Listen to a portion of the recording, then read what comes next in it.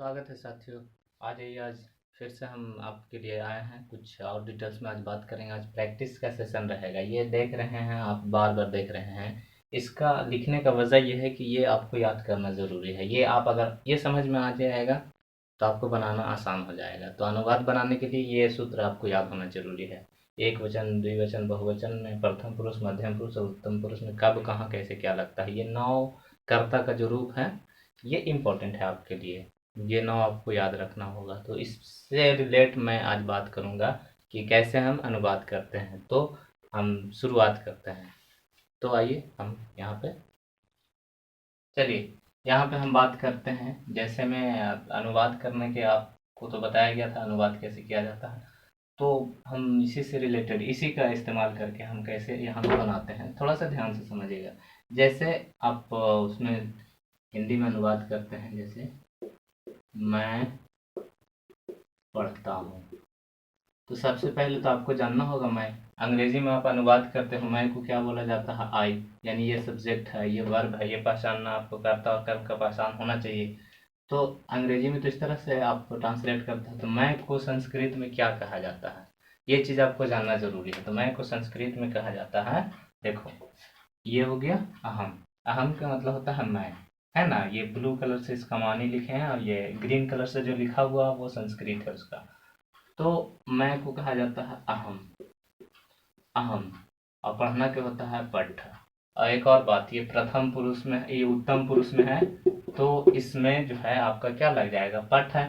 तो उत्तम पुरुष और एक वचन में है। जैसे मैं पढ़ता हूँ, एक वचन का बोध हो रहा है ना, ये भी देखना है एक वचन में।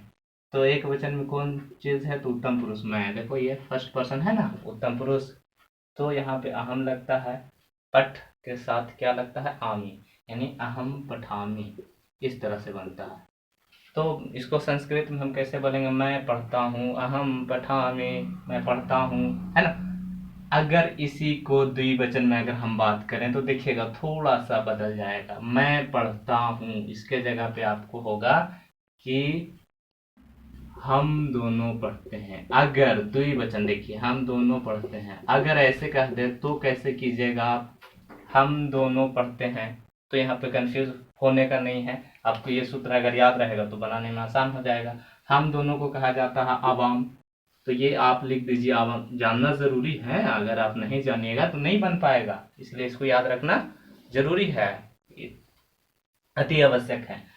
हम दोनों को क्या कहते हैं? आवाम। पढ़ना क्या होता है? पठ। और यहाँ पे द्विवचन में आवा लगता है, तो आवा, आवाम पठावा, हम दोनों पढ़ते हैं, बन गया।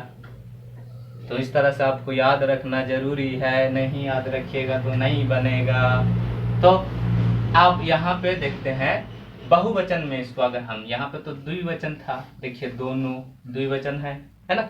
बहुवचन में अगर हम बात करें कि हम सब, देखिए इसको अगर आपको दे दिया जाएगा कि हम सब पढ़ते हैं, तब कैसे बनाइएगा? तो हम सब को क्या कहते हैं ये जानना जरूरी है। तो हम सब को बोलते हैं वयम। देख लीजिए यहाँ बार बार इसको हम फोकस इसीलिए कर रहे हैं कि इसको याद करना जरूरी है।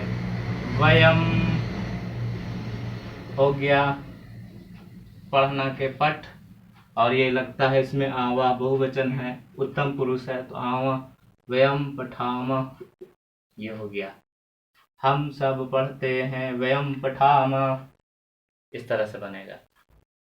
तो मेरे ख्याल से ये आपको क्लियर हो गया होगा। इसी को अगर हम मध्यम पुरुष में, अब देखिए छोटा सा और एग्जांपल ले लेते हैं। जैसे मध्यम पुरुष में अगर हम बनाने की कोशिश करते हैं एक वचन में, तो जैसे लिख लीजिए कि तुम पढ़ते हो, तुम लिखते हो, बोलते हो, कुछ भी आपको वर्ड मीनिंग आना चाहिए संस्कृत में। अब मैं पहले भी, इससे पहले वाला जो वीडियो बनाया था तो उसमें मैं लिख दिया था, है ना, खाना के लिखना पढ़ना, तो वो आपको याद करना जरूरी है। वो याद करोगे वर्ड पावर होगा संस्कृत में, है ना, शब्दार्थ।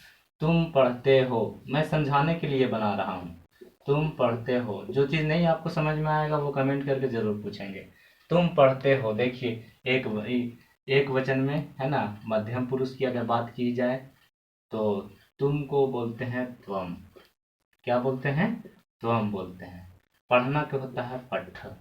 और यहाँ पे मध्यम पुरुष है, यहाँ पे सी लग रहा है, यहाँ पे आमी लग रहा था, यहाँ पे सी लग रहा। त्वम पठसी, तुम पढ़ते हो, त्वम पठसी, इस तरह से बनते हैं।